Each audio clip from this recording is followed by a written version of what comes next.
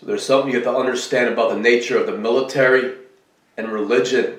And I've seen it best highlighted in the movie called Conan the Barbarian.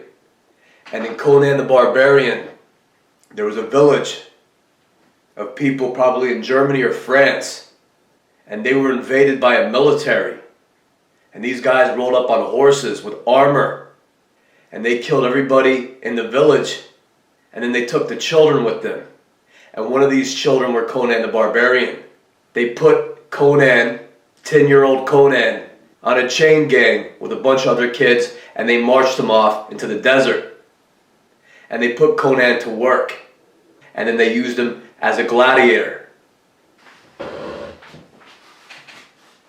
And they let Conan go, which is not too realistic.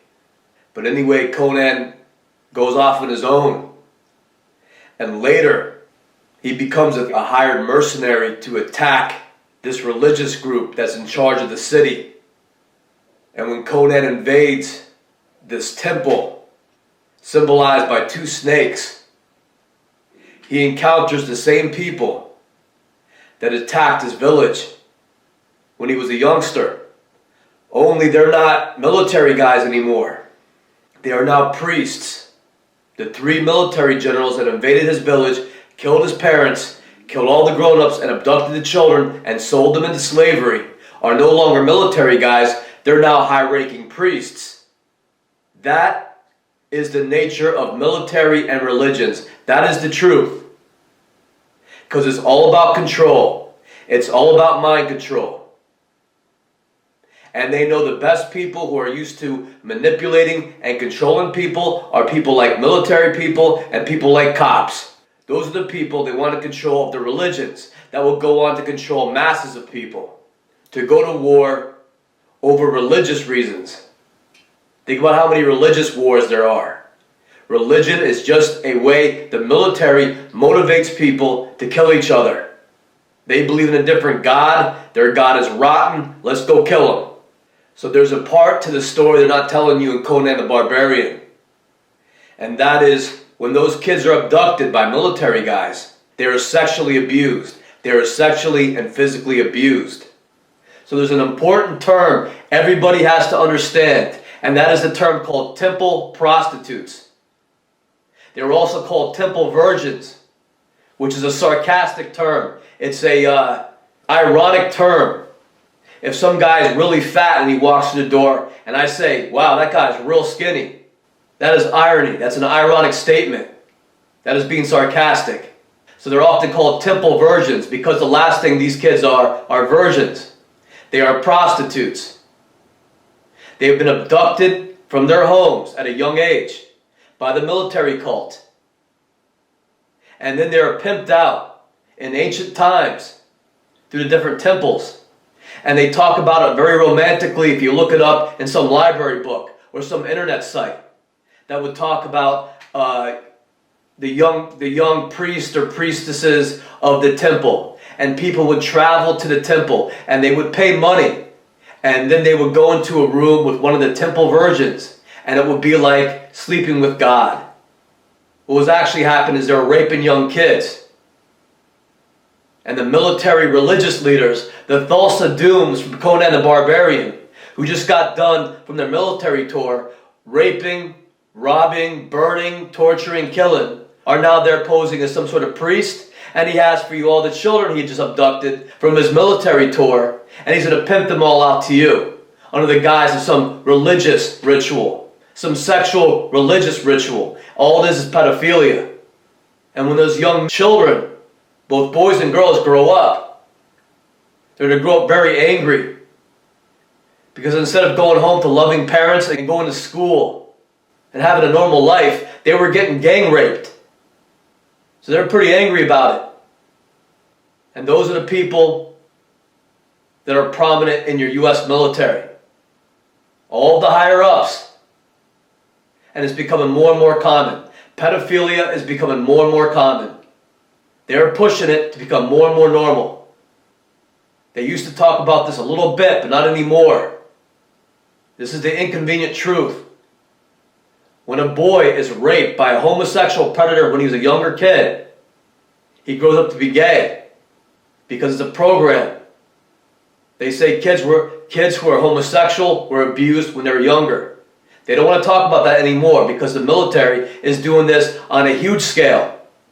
I dare to be politically incorrect right now by telling you the truth.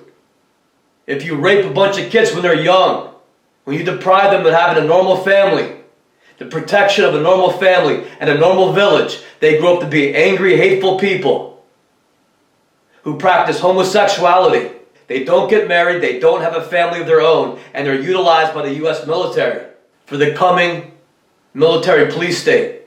So just like they were temple prostitutes in ancient times, that has gone all through the ages. And now the U.S. military are today's temple prostitutes. When little kids get abused and sexually abused and raped when they were younger, they grow up with a twisted view on life. And they end up hating people. They hate regular people. It's not always outward. It's very internal. And they hate regular kids that came from regular families and had regular parents that loved them and brought them up all right because they're jealous of them. So they hate them. That's the only way they can deal with it. So when kids get raped when they're younger, when boys get raped, it's usually from homosexual predators. And in the military, there's a bunch of programming that programs the kid, the boy, to be like a girl that will tolerate the abuse. And that becomes one of his personalities, a female.